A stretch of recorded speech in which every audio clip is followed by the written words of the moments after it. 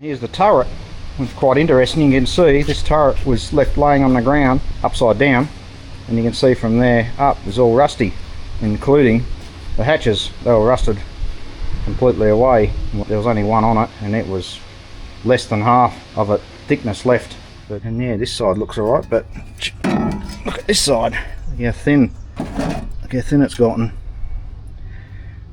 It's nearly completely gone. So I've made another jig for the cupola hinges. Now I can weld that together and they'll all be the same.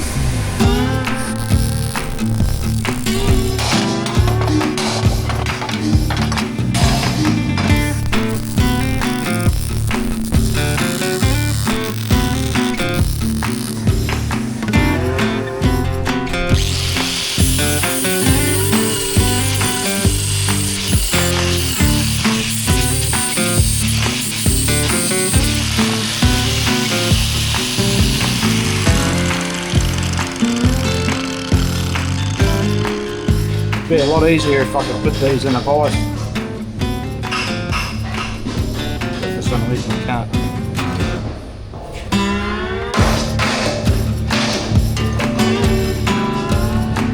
I nicked this one off the drill press. Hopefully I won't break it as well.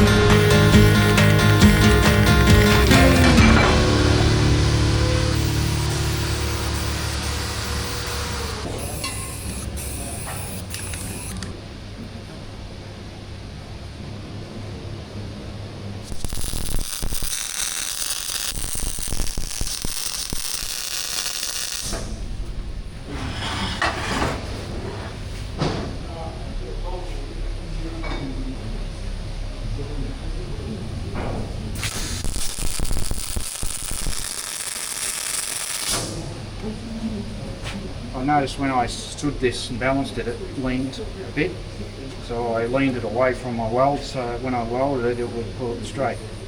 Looks neat. Once it's all bolted down, it'll look even neater.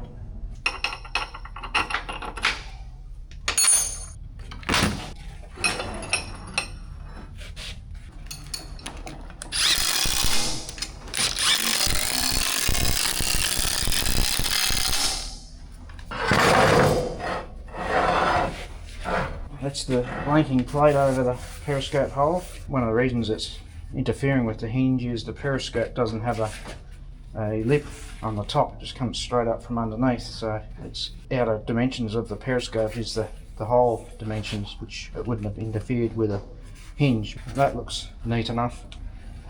Yeah, that'll look okay once that's up on the vehicle.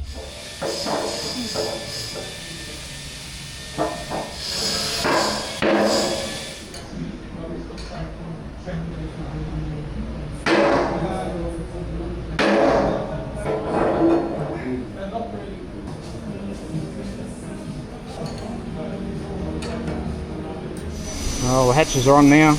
Bit of finessing and fiddling to get them to shut properly. There you go. I did me patina look on the hatches just so they don't look so out of place. Put a bit of rust converter on this bad surface. Help with preservation. I'm applying this rust converter on the area that had been sitting for many years upside down in the dirt. As we're not painting it, this is the next best thing until it does get sandblasted and painted by someone.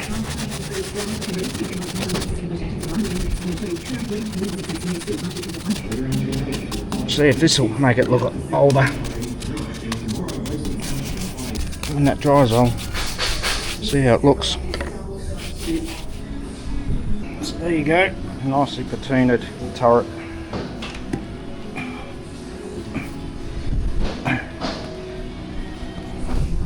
Too much of a shine on there, but that'll mat off once it gets even more drier and dustier.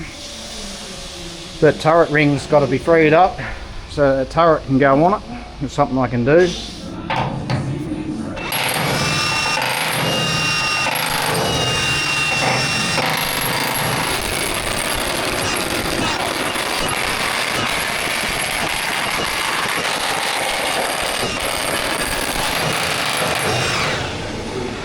And it hasn't moved a millimetre, but down in here looks very rusty. If all that rust is around every one of those 120 ball bearings, it's not going to move. So now I've got to remove all these bolts, see if I can disassemble the locking ring from the top. Take that ring off and try and get into the ball bearings and clean them all out and try and get this turret ring turning.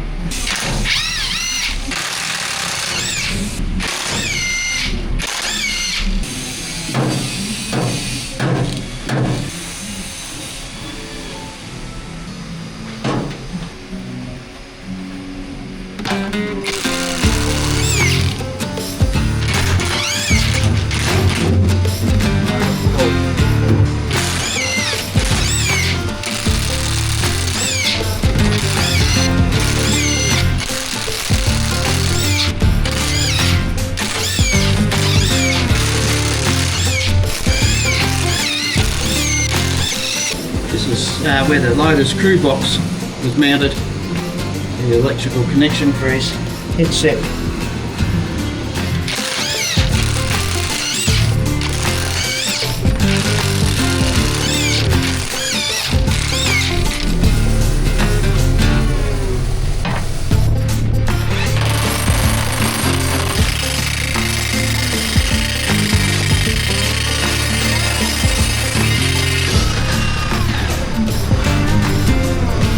Yeah, that's freed it. So all that wet mud coming out from the vibrations. So I can't see the ball bearings being in wonderful condition. But you never know.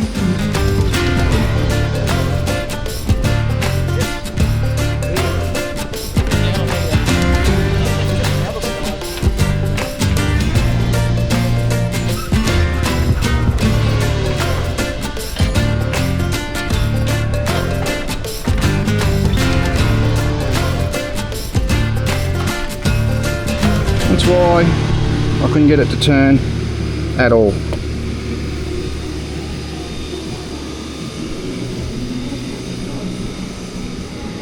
I was pretty lucky to get the other two of the three Grant turrets rings to turn. Look at that.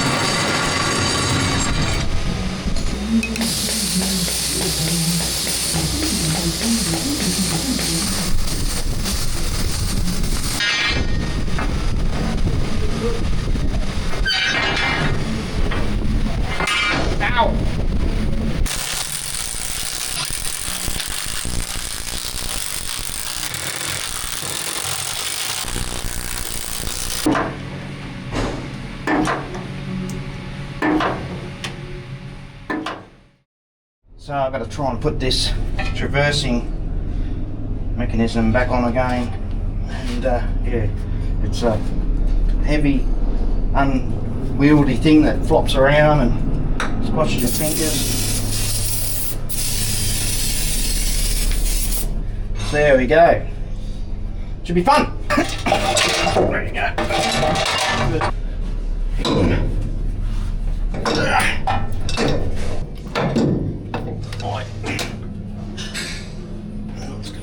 Back.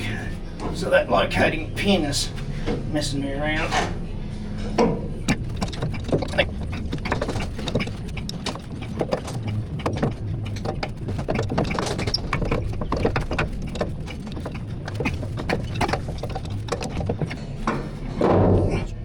To position this piece and line it with the holes with that sticking up, you'd think, oh yeah, it'll just drop on, but they're so tight you kind of got to hammer them into place sometimes, those little pins, and it's so much easier when you just cut them off. It's not like it has to be perfectly gun aligned, it's not going to have a fire again. Shut up!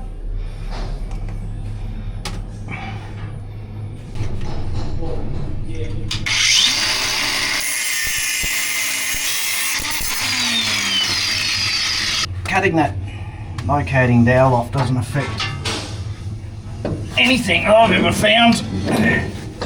It must be for precision machining, for having that gun work perfectly correct. There you go, it's in place already. Go. Right, both bolts straight in without that dowel there.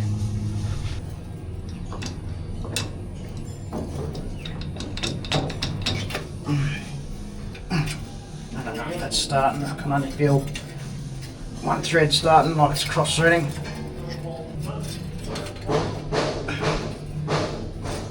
I guess the rattle gun will fix that.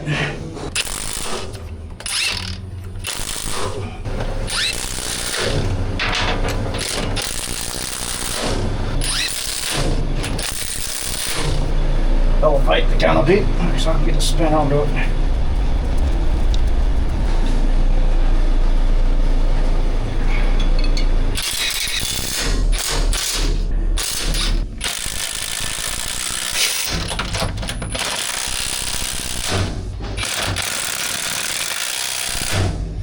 Oh yeah, there you go. A bit more exercising, it'll get freer and freer. Okay, look at that.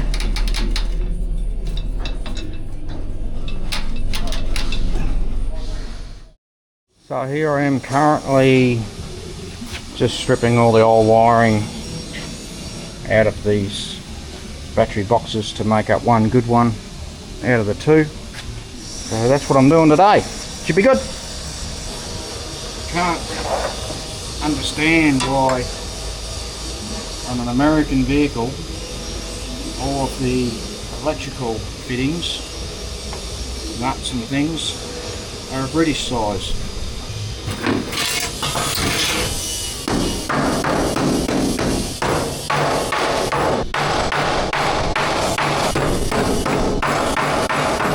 It's even more amazing.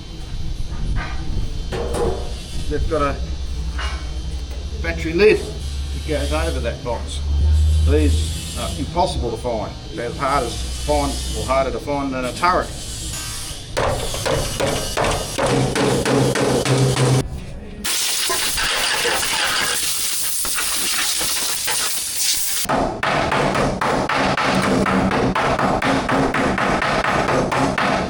Let's see if this will fit on through those holes. Mounting bracket in there and it might fit. There we go.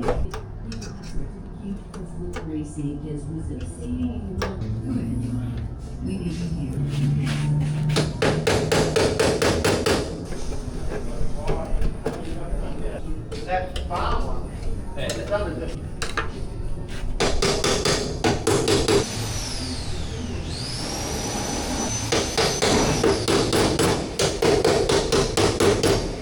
There you go, something as simple turns into something hard.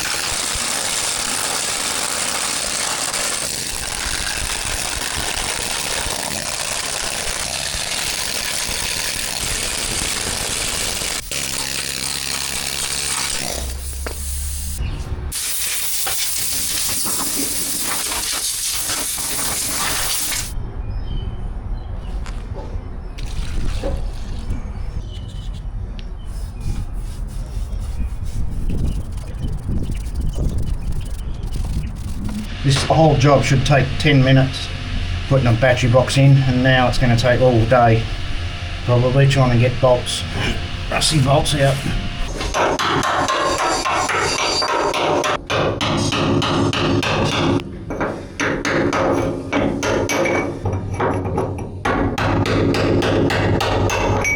Try and find a spanner that'll happen to fit a rusty headed bolt.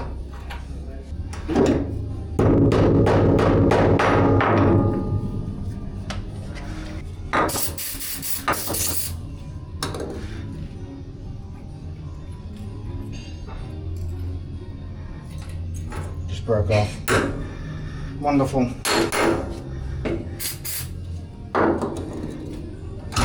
Ow!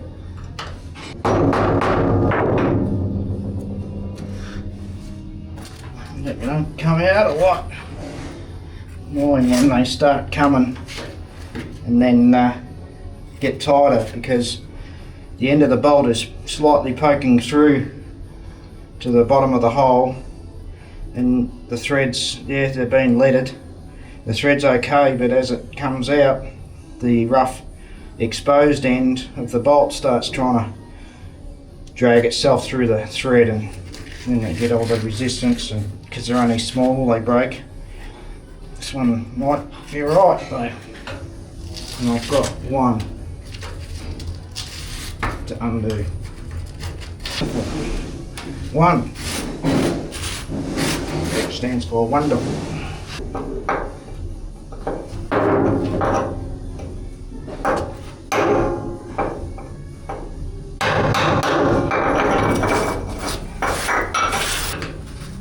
Can't even get the 10mm on that one, it's so rusted away. The only option will be to grind them all flat, drill them out, re-tap them.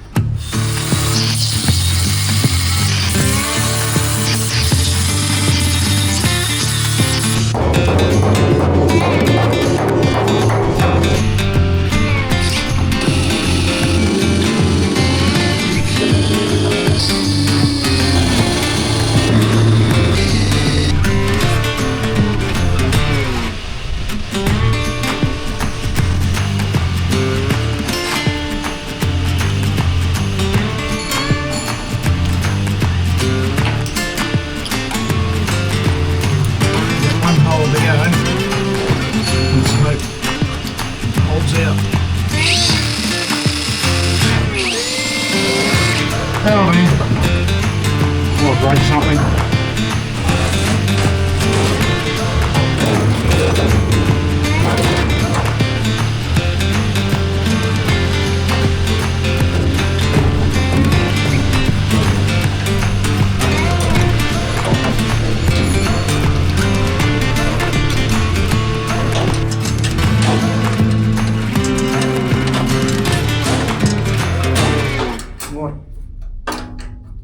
An ordeal that was, but hey, I got the battery box in. Woo! Finally, probably a full 8-hour day. Hey guys, I got the battery box in, and it, guys.